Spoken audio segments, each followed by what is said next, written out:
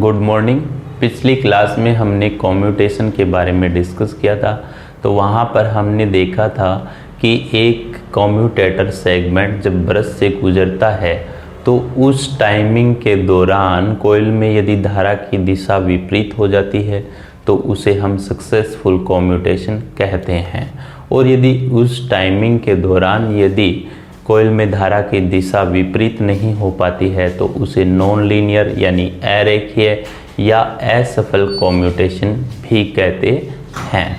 तो वहाँ पर उस कंडीशन में क्या होता है कि ब्रश का जो ट्रेलिंग एज होता है उस पर स्पार्क उत्पन्न होती है, जिसके कारण कॉम्यूटेशन फेल होने की संभावना रहती है। ठीक है, तो इस कॉम्यूटेशन को सुधारने के लिए क्या क्या मेथड्स प्रयोग किए जा सकते हैं वो हम आज की क्लास में डिस्कस करेंगे। ठीक है, तो यहाँ पर method to improve commutation heading डाल दीजिए मेथड टू इम्प्रूव कॉम्यूटेशन।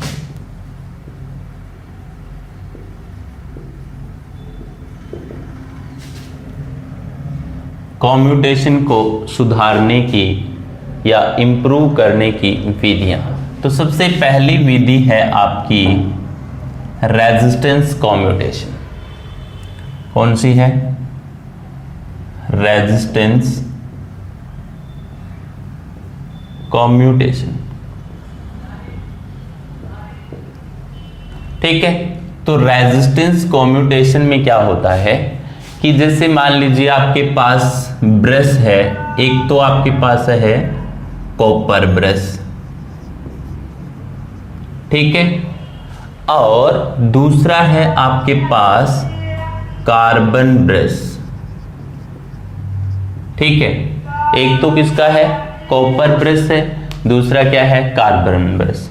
तो कॉपर जो ब्रश होता है उसका क्या होता है? लो रेजिस्टेंस होता है, और जो कार्बन ब्रश होता है इसका रेजिस्टेंस क्या होता है? हाई। तो आप हमेशा क्या कीजिए, लो रेजिस्टेंस ब्रश को हाई रेजिस्टेंस ब्रश से प्रतिस्थापित कर दीजिए। ठीक है, तो हम क्या लिखेंगे? रेजिस्टेंस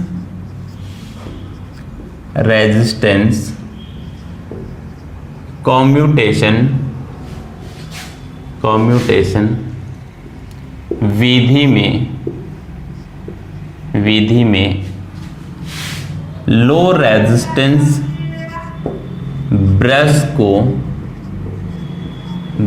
को हाई रेजिस्टेंस ब्रश से विस्थापित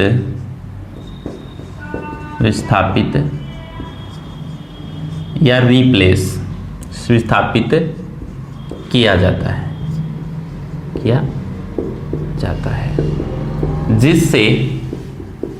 जिससे स्पार्क पूर्ण रूप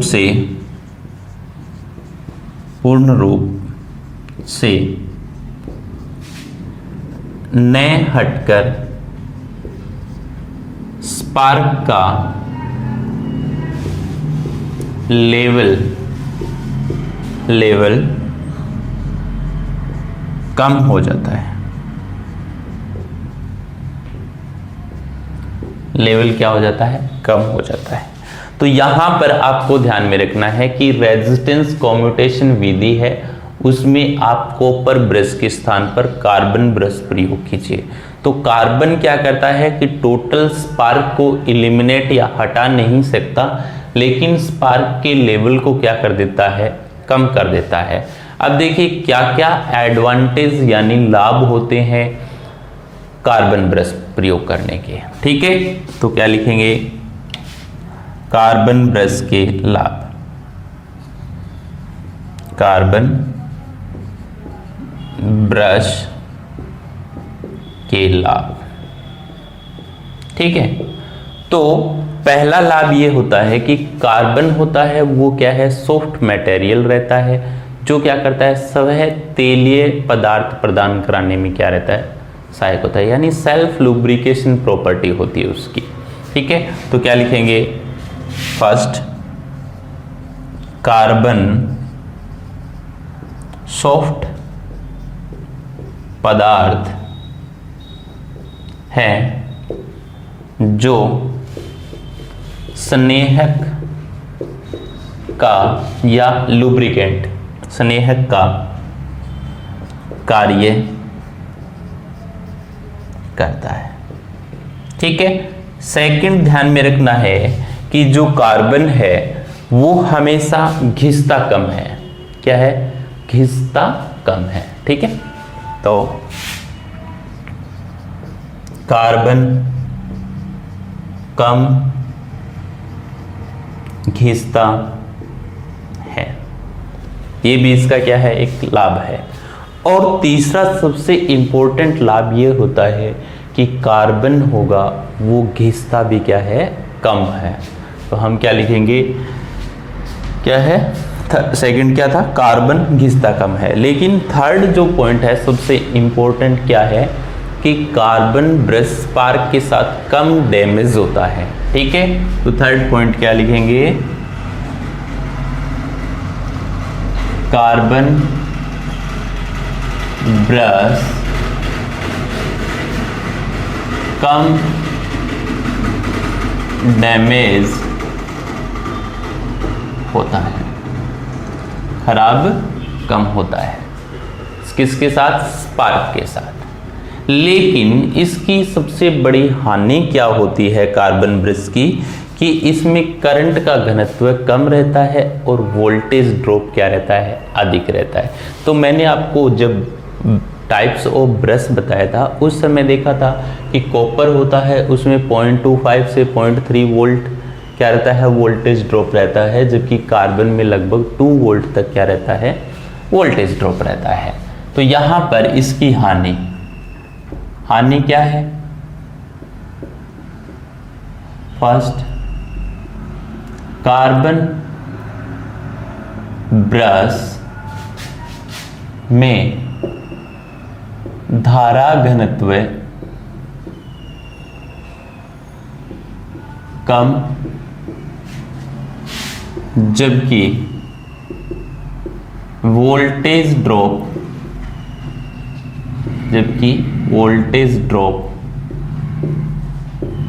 अधिक होता है। वोल्टेज ड्रॉप क्या होता है? अधिक होता है। ये क्या है? इसकी सबसे बड़ी कमी है इसकी कार्बन ब्रश की। तो ये तो है रेजिस्टेंस कम्यूटेशन मेथड। उसके बाद में सेकंड आपका आता है, सेकंड आपका मेथड है वो कौन सा है? ईएमएफ या वोल्टेज कम्यूटेशन। ईएमएफ या वोल्टेज कम्यूटेशन। तो ये जो आपका ईएमएफ या वोल्टेज कम्यूटेशन मेथड है इसको 2 भागों में विभाजित किया गया है। कितने भागों में? 2 भागों में। ठीक है, पहला तो होगा ब्रश शिफ्टिंग और दूसरा है आपका इंटरपोल। कौन सा है? इंटरपोल। ठीक है, तो सबसे पहले हम देखते हैं ब्रश शिफ्टिंग। ठीक है, तो हेडिंग डालिए ब्रश शिफ्टिंग। अब ध्यान में रखना है कि इंटरपोल निर्माण से पहले किसका प्रयोग किया जाता था? ब्रश शिफ्टिंग मेथड का प्रयोग किया जाता था। और आप सभी जानते हैं कि हमेशा एमएनए की पोजीशन लोड के अनुसार परिवर्तित होती है और घूर्णन करती हुई मशीनरी में ब्रश शिफ्ट किया जाना संभव नहीं है, जिसके कारण यहाँ पर डीमैग्नेटाइजेशन प्रॉब्लम सबसे ज़्यादा उत्पन्न होती थी। तो हम यहाँ पर क्या लिखेंगे कि ब्रश शिफ्टिंग विधि का प्रयोग इंटरपोल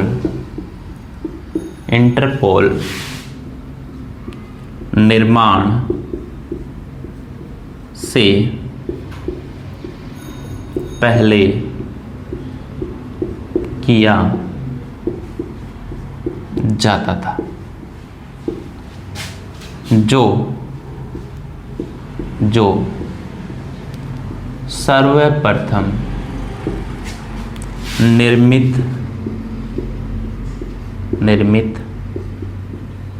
विधि है। ठीक है, जो क्या है, सर्वप्रथम निर्मित विधि है। ठीक है, एमएनए की शिफ्टिंग लोड पर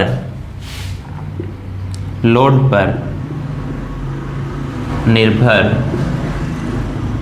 करती है। ठीक है ना, तो हमेशा ध्यान में रखना है कि एमएनए की जो शिफ्टिंग होती है वो किस पर निर्भर करती है, लोड पर निर्भर करती है, तथा घूर्णन करती हुई मशीन में ब्रश शिफ्टिंग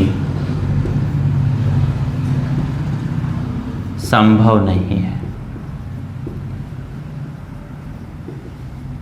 ठीक है, तो हमेशा ध्यान में रखना है कि ब्रश शिफ्टिंग विधि है वो इंटरपोल के निर्माण से पहले की जा सकती थी, जो सबसे पहले निर्मित की गई विधि है। और आप सभी जानते हैं कि एमएनए की शिफ्टिंग हमेशा लोड पर निर्भर करती है और घूर्णन करती हुई मशीन में ब्रश शिफ्ट किया जाना संभव नहीं है, जो डीमैग्नेटाइजेशन यानी विचुंबकन को क्या देता है, बढ़ावा देता है। तो क्या लिखेंगे, जो विचुंबकन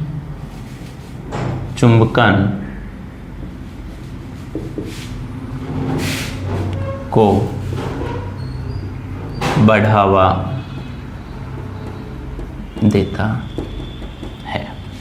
किसको बढ़ावा देता है, विचुंबकन को।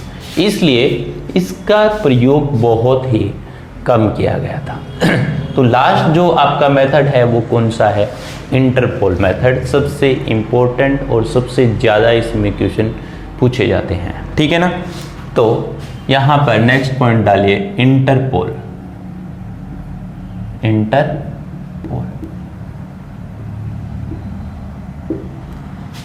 ठीक है, तो जिससे मान लीजिए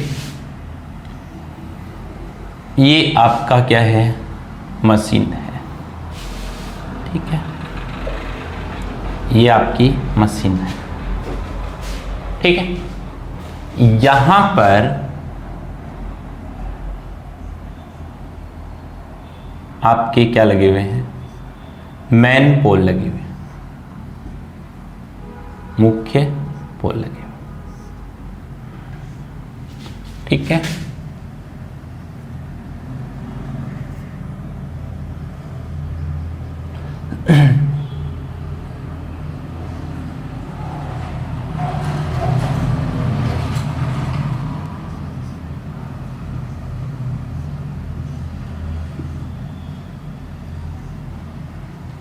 ये आपके क्या है, मुख्य पोल।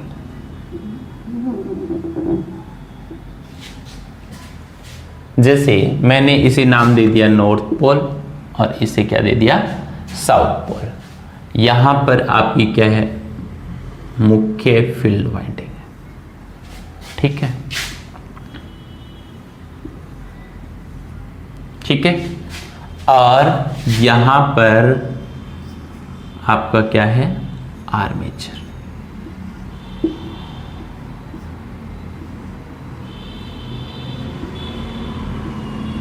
ये आपका क्या है, आर्मेचर है। और यहां पर हम क्या स्थापित करते हैं, ब्रश स्थापित करते हैं। क्या स्थापित करते हैं, ब्रश स्थापित करते हैं। ठीक है, तो जो इंटरपोल होंगे वो हमेशा क्या होंगे, कि मुख्य पोल्स के मध्य जो गैप होता है, ठीक है, मुख्य पोल्स होते हैं उनके मध्य स्थापित किया जाता है। ठीक है, अब देखिए ये जो पोल्स होते हैं, ठीक है, ये भी क्या होते हैं, इलेक्ट्रोमैग्नेट होते हैं, विद्युत चुंबक होते हैं। ठीक है, तो हमेशा ध्यान में रखना है कि जो आपके इंटरपोल होते हैं वो मुख्य पोल की तुलना में साइज में छोटे होते हैं और जो मुख्य पोल के मध्य स्थान होता है यानी इंटरपोल क्षेत्र होता है उसमें लगाए जाते हैं। तो फर्स्ट पॉइंट हम यहां पर क्या लिखेंगे कि इंटरपोल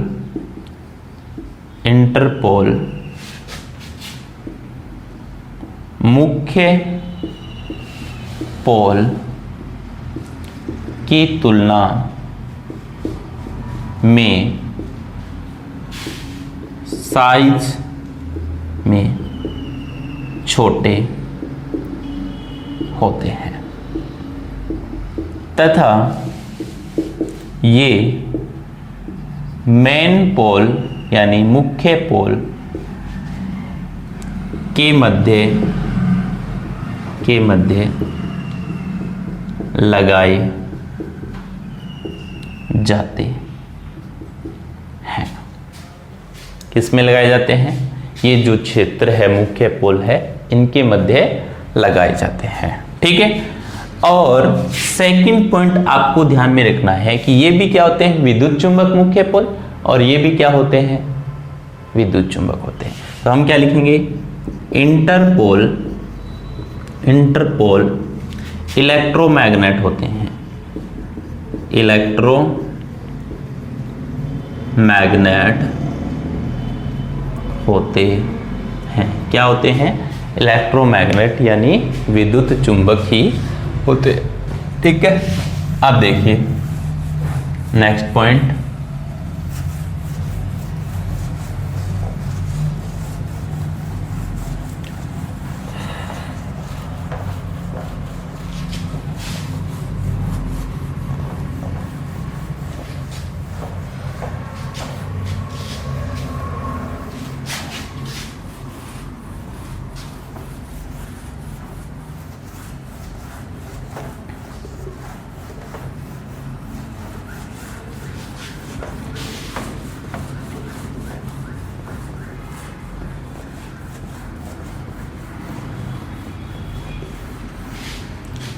इसके बाद में आपको ध्यान में रखना है कि ये जो इलेक्ट्रोमैग्नेट इंटरपोल होते हैं ये हमेशा क्या होते हैं, आर्मेचर के श्रेणी में संयोजित रहते हैं। किसके श्रेणी में संयोजित रहते हैं, आर्मेचर के श्रेणी में। तो हम क्या लिखेंगे कि नेक्स्ट पॉइंट, इंटरपोल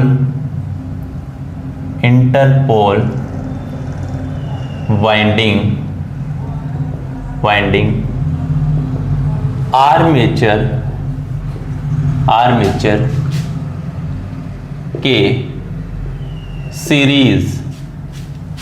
ठीक है ना, तो ध्यान में रखना है कि इंटरपोल वाइंडिंग आर्मेचर के सीरीज में ब्रश के माध्यम से संयोजित रहती है। किसके माध्यम से संयोजित रहती है, ब्रश के माध्यम से संयोजित रहती है। ठीक है, और इसके अलावा आपको ध्यान में रखना है कि इंटरपोल वाइंडिंग में जो धारा की दिशा होती है वो आर्मेचर वाइंडिंग में प्रवाहित धारा की दिशा के क्या होती है, समान होती है। ठीक है, तो हम नेक्स्ट पॉइंट क्या लिखेंगे, इंटरपोल वाइंडिंग में धारा की दिशा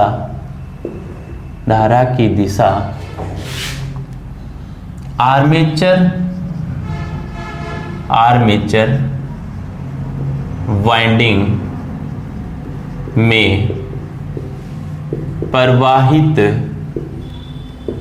धारा की दिशा के समान होती है। ठीक है ना, इस पॉइंट को आप हमेशा ध्यान में रखेंगे।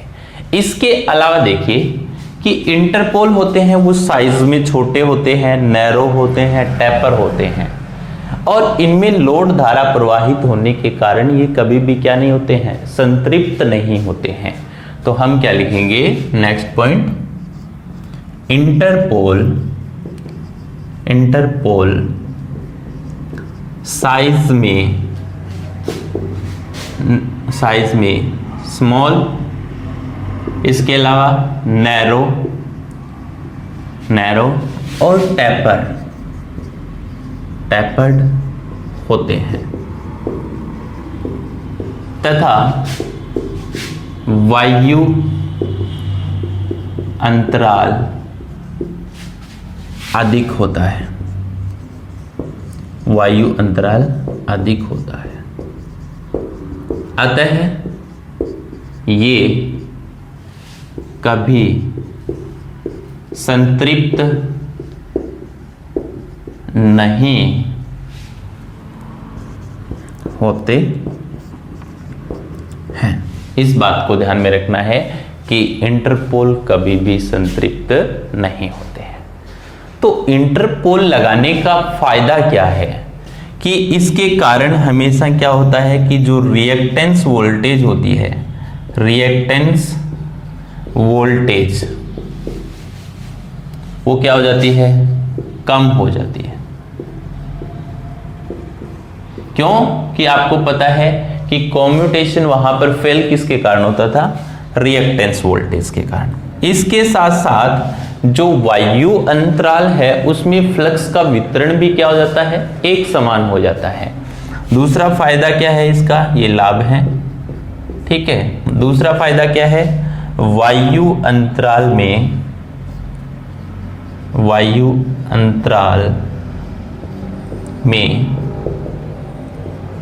फ्लक्स का वितरण एक समान हो जाता है। ठीक है, तो ये क्या है इसके लाभ, तो फ्लक्स का वितरण एक समान रहेगा यहां पर। ठीक है, इस प्रकार से फ्लक्स का वितरण एक समान रहेगा तो आर्मेचर रिएक्शन भी क्या हो जाती है, कम हो जाती है। फ्लक्स का वितरण एक समान रहने के कारण आर्मेचर रिएक्शन प्रभाव भी कम हो जाता है। तीसरा पॉइंट आप क्या लिख सकते हो, आर्मेचर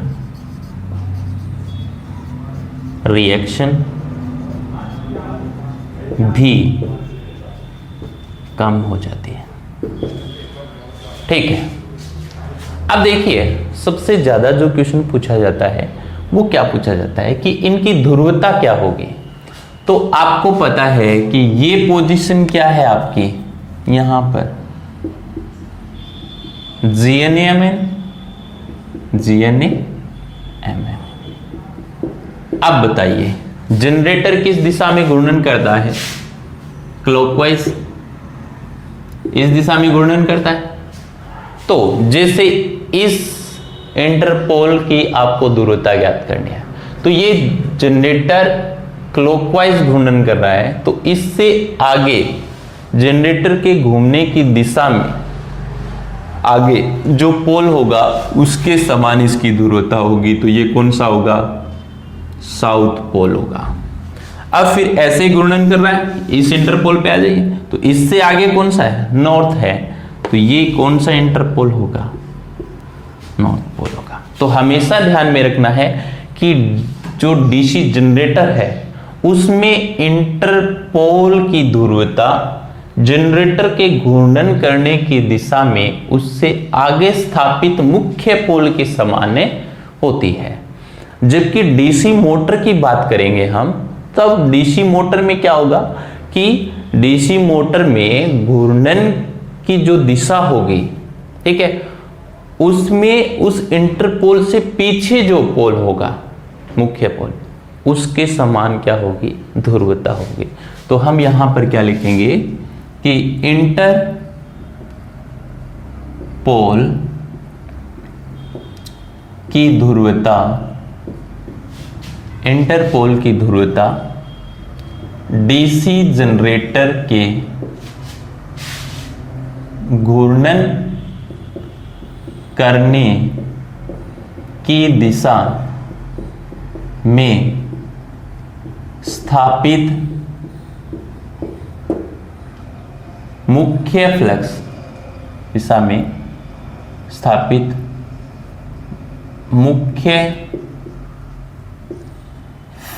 मुख्य पोल जो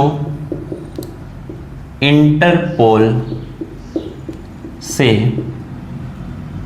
आगे स्थापित है, आगे है, उसके समान होती है। ठीक है, तो समझ लेना इस बात को कि जो इंटरपोल है उसकी ध्रुवता डीसी जनरेटर के घूर्णन की दिशा में इससे आगे जो स्थापित मुख्य पोल है उसके समान होगी। तो ध्यान में रखना है, ये क्या है, आपका इंटरपोल है। ठीक है, इंटरपोल, और ये आपके क्या है, मेन पोल है, मेन पोल है। अब ध्यान में रखना है कि इंटरपोल कितने होंगे, जितने मुख्य पोल होंगे उतने ही क्या होंगे, आपके इंटरपोल होंगे। तो ध्यान में रखना है कि इंटरपोल की संख्या, इंटरपोल की संख्या, ठीक है, मुख्य पोल की संख्या के बराबर होती है।